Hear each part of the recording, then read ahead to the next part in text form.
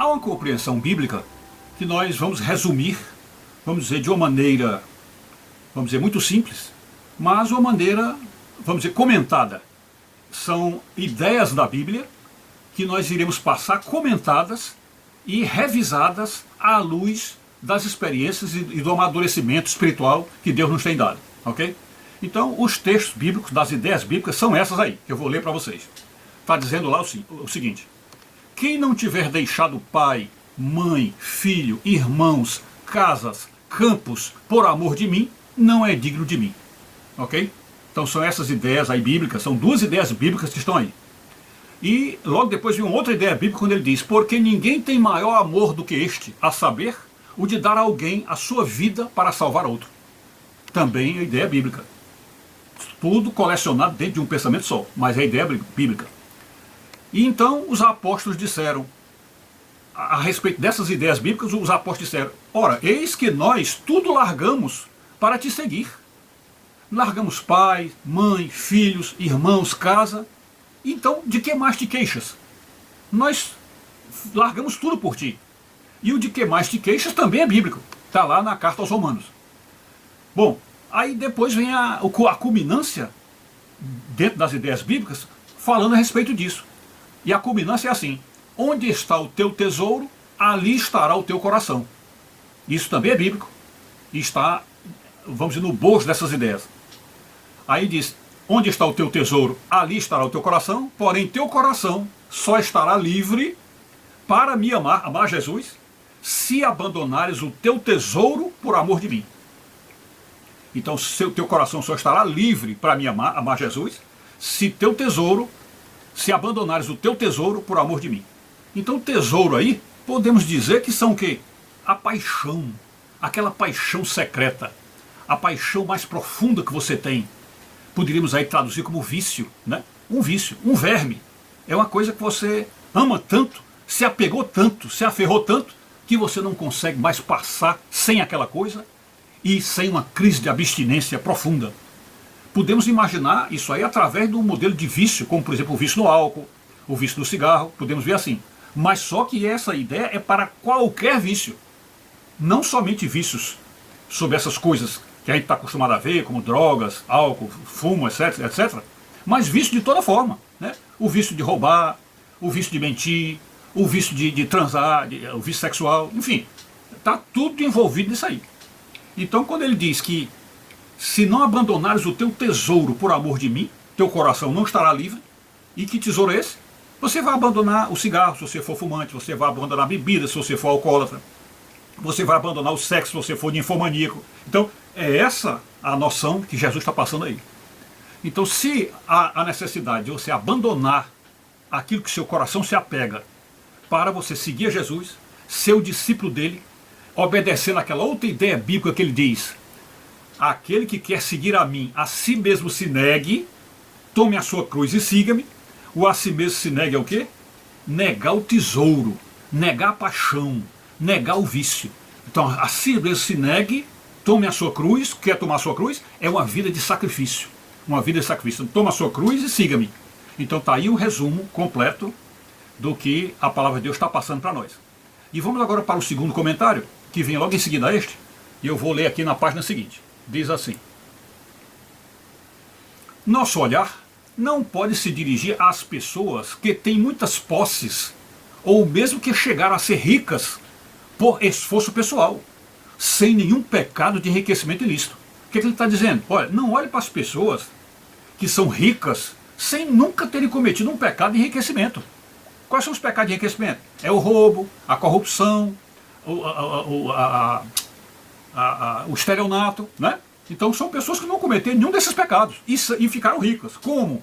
Através de uma herança, através de uma loteria, né? Ficaram ricas. Então ele está mandando você olhar para essas pessoas que enricaram sem roubar e sem cometer pecados, ok? Vai olhar para essas pessoas aí. Pois bem, então não, ele diz, não, nosso olhar como católicos ou como cristãos deve se dirigir a pessoas como João Batista. Então não é para você olhar para pessoas ricas que nunca roubaram, ricas que nunca se corromperam, não.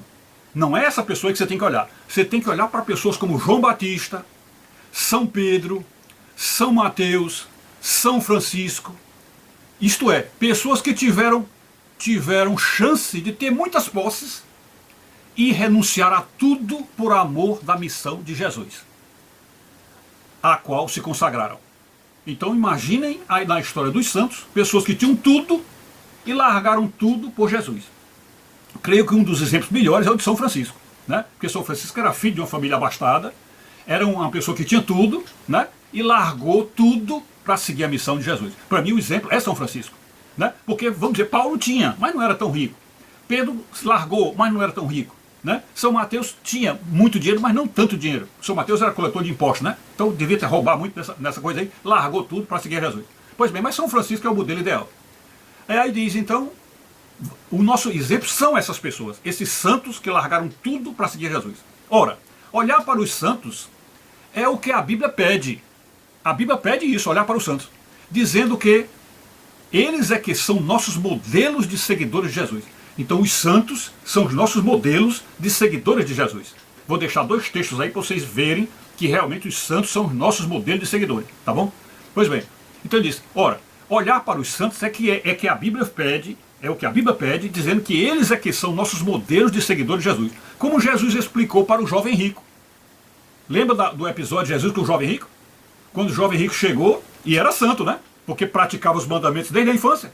Era santo. E Jesus disse o quê? Ah, e você já faz tudo isso? Tu já cumpres os mandamentos? Então uma coisa ainda te falta. Uma coisa ainda te falta. O que é que te falta? Dá tudo o que tem para os pobres e vem e segue-me. Dá tudo o que tem para os pobres e vem e segue-me. Aqui vamos entrar no raciocínio, porque uma pessoa certamente vai dizer assim, ah, mas se a pessoa entregar tudo para os pobres, a pessoa vai ficar sem nada e vai passar fome? Bom, entendam que a palavra de Deus diz que o crescimento espiritual obriga que a pessoa seja maduro, a maturidade espiritual. Então você tem que ter um discernimento. Um discernimento. Não é você chegar e, para seguir a Jesus, ter que ficar pobre com os outros pobres, não. Mas você sabe que aquilo que você tem, você divide. Aquilo que você tem, você divide. Jesus diz claramente, se tens 2 túnicas, dá uma e fica com a outra. Não é? Então, se alguém te pede para andar 1 milha, vai com ele 2. Então, quer dizer, você vai tentar dividir. Porque você não pode deixar que as pessoas passem fome, que as pessoas fiquem na miséria. Então, o que você tem que ser dividido. E isso se aplica também às coisas espirituais. Se você sabe muito, se você se formou, se você aprendeu, você também tem que dividir o que você aprendeu. Então, tudo no reino de Deus é uma divisão. Por isso que se fala da partilha. A partilha é isso. Não é deixar todo mundo pobre. É fazer com que todo mundo tenha alguma coisa para viver. Ok? Então diz, como Jesus explicou para o jovem rico, qualquer tentativa de indicar o caminho inverso, ou seja, qualquer tentativa de indicar que você tem que guardar as coisas, é prova de que caímos na velha sedução da riqueza que Satanás levou para o próprio Filho de Deus no monte da tentação. Então qualquer sensação, qualquer ideia que você tem de guardar alguma coisa, é cair na tentação de Satanás, que Satanás levou para Jesus no monte da tentação. Quando ele disse, se me adorares, dar-te-ei tudo isso que está aí, todos esses reis do mundo fica para ti. Então, quer dizer, é o oposto disso. O oposto disso é o quê? Você renuncia para receber de Deus a bênção. Então, a tentação de Satanás é essa, você tem que procurar a Deus para ganhar, para ficar rico. Você tem que procurar a Deus para isso. E não o contrário, não é para você dar nada para ninguém. Ok? Então, qualquer tentativa de indicar o caminho inverso, ou seja, o caminho contrário do jovem rico, é prova de que caímos na velha sedução da riqueza que Satanás levou para o próprio Filho de Deus no monte da tentação. Não tem jeito. Ou olhamos para nós e vemos luxúria, inveja, egoísmo e presunção, ou estamos precisando da cura da cegueira que Jesus ofereceu para Zaqueu e para a humanidade inteira. Então, repetindo, não tem jeito. Ou olhamos para nós mesmos e vemos dentro de nós os pecados, temos que olhar para nós e vermos nossos pecados. Então, vemos luxúria, inveja, egoísmo, presunção e tudo mais, né? Como disse lá o professor Olavo de Carvalho, que eu faço questão de deixar para vocês o vídeo, que é maravilhoso, e eu mesmo não imaginava que Olavo de Carvalho fosse tão profundo na espiritualidade que reconhecesse publicamente a multidão de pecados que tinha nele. Impressionante aquilo ali. Mas então ele diz, ou olhamos tudo isso dentro de nós e sabemos que precisamos da cura de Jesus, e cura da cegueira espiritual, que é uma cegueira que faz a gente não ver as coisas dentro de nós. Então, se nós não reconhecermos isso, esses pecados em nós, e procurarmos a cura de Jesus para a nossa visão, então nós ficaremos cegos e assim marcharemos para o inferno, ok? Então é isso. Fiquem com Deus.